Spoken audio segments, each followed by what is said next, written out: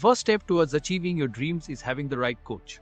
Get the best education with CAD.com Lab and make your AutoCAD do the 3Ds Max. Dreams come true. Download the app now.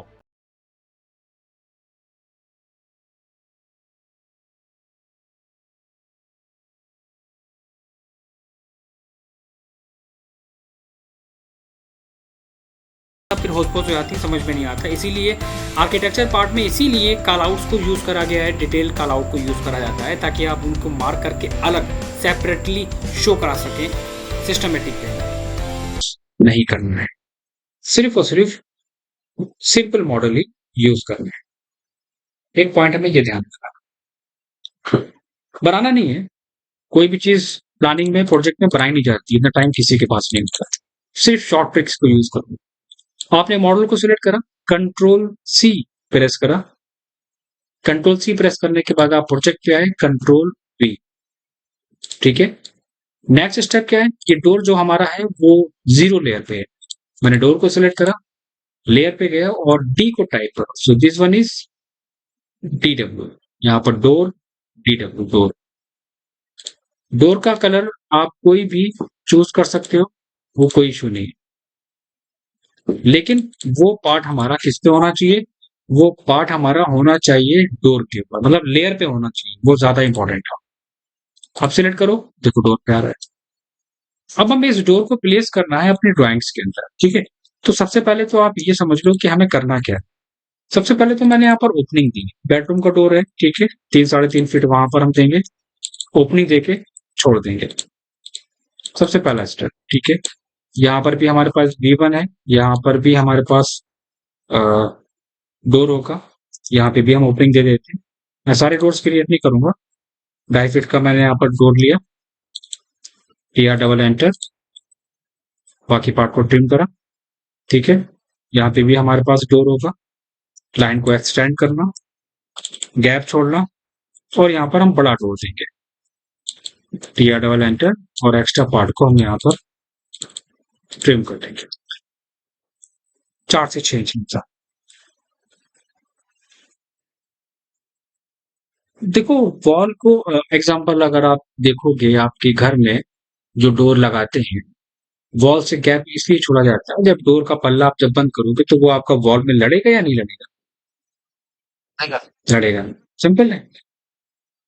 इसलिए wall rare के cases में wall से attach करा जाता है। जब gap होता है तो वहां पर स्पेस पे हम गैप छोड़ते हैं ताकि वो पल्ला बंद होने के बाद उसका जो डोर है वो टच ना करे वॉल के अंदर। इस बात को हमेशा ध्यान रखना।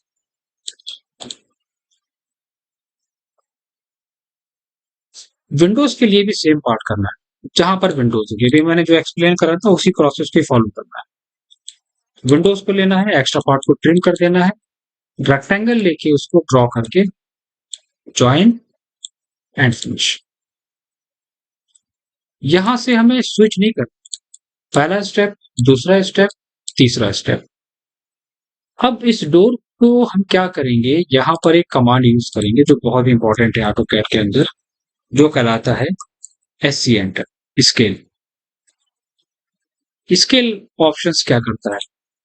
मैंने डोर को सिलेक्ट करा, SC एंटर किया। डोर सिलेक्ट करने के बाद SC एंटर क्लिक करके कोई साइज नहीं, बस रैंडम क्लिक कर दिया और उसको हमने पकड़ के मूव करा के यहां रख लिया देखने के लिए। साइज हमारा काफी बड़ा। अब आते हैं दूसरे पॉइंट पे। डोर को सिलेक्ट करना है, SC एंटर करो, door select, SC enter. First point, mid point click करा। जैसे ही मिड पॉइंट क्लिक करा, नीचे का ऑप्शन आएगा रेफरेंस। आपने रेफरेंस पे क्लिक करा। रेफरेंस पे क्लिक करने के बाद डोर का पहला पॉइंट, डोर का लास्ट पॉइंट, देन आप क्या करोगे, P एंटर करोगे। P का मतलब होता है पॉइंट, कि कहां पर आपको लगाना है।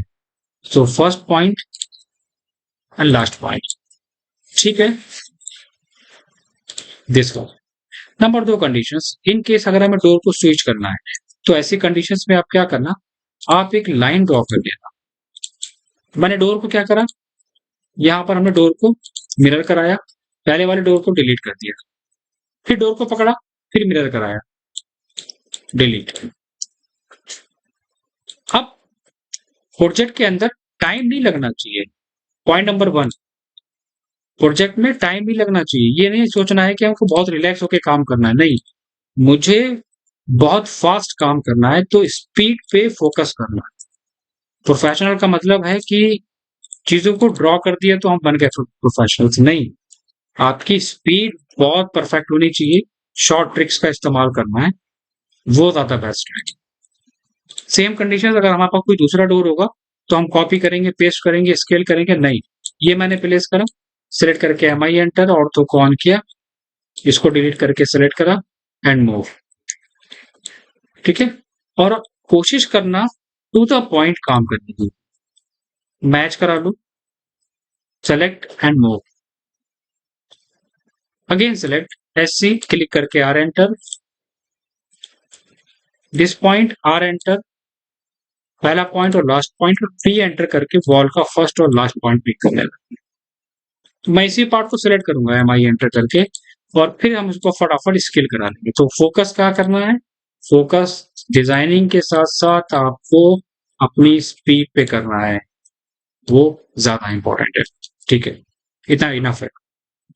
स्टेप नंबर 1 कहां से शुरू हुआ, टेम्पलेट डिजाइन, नंबर 2 लेयर की template, number 3, number 4 wall, then door, window, scale.